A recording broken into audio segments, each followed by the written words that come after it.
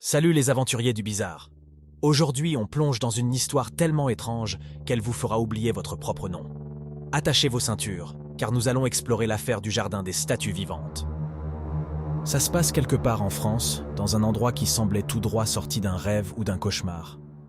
Imaginez un jardin rempli de statues en pierre, comme vous en avez déjà vu, sauf que celles-ci n'avaient rien de figé. Non, elles étaient bel et bien vivantes. Des statues vivantes, vous dites? Oui, vous avez bien entendu.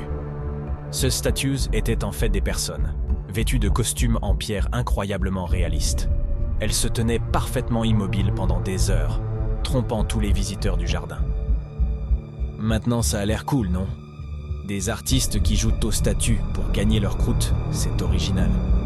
Sauf que dans cette histoire, il y avait une touche de folie.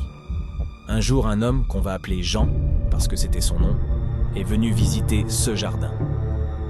Jean était un homme d'affaires, un gars sérieux, mais il avait une passion secrète, les statues. Il était fasciné par leur beauté, leur immuabilité. Donc, quand il a vu ce jardin unique, il a eu une idée. Plutôt que de simplement admirer les statues, il voulait en posséder une pour lui tout seul. Vous vous demandez peut-être comment on peut voler une statue humaine? Eh bien, Jean a eu une idée folle.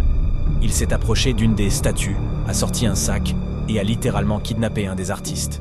Vous pouvez imaginer la scène, un homme en pierre, se déplaçant brusquement et en criant. C'était le cauchemar des statues de l'horreur. Jean a réussi à échapper avec sa nouvelle acquisition, qu'il a enfermée chez lui. Mais devinez quoi? Il a voulu lui parler, pensant qu'il pourrait la convaincre de rester volontairement. Oui, vraiment. Il a engagé un psy pour parler à sa statue vivante. C'est un peu comme essayer de convaincre une plante d'arrêter de pousser. La police, alertée par cette histoire plus étrange que la fiction, a finalement débarqué chez Jean. Ils ont trouvé la statue, qui était devenue un peu moins vivante après avoir été privée de sa dose quotidienne de rayons du soleil. Jean a été arrêté, et la statue a été libérée de sa captivité, probablement soulagé de ne plus avoir à jouer les statues à plein temps. Alors voilà, l'affaire du jardin des statues vivantes, c'est comme un épisode de La quatrième dimension, mélangé avec une comédie absurde. C'est une histoire qui prouve que la réalité peut être encore plus folle que la fiction. Alors, si cette histoire vous a autant intrigué que nous, n'oubliez pas de liker cette vidéo, de la partager avec vos amis pour qu'ils puissent eux aussi découvrir cette histoire incroyable. Et bien sûr, abonnez-vous pour ne pas manquer nos prochaines aventures déjantées.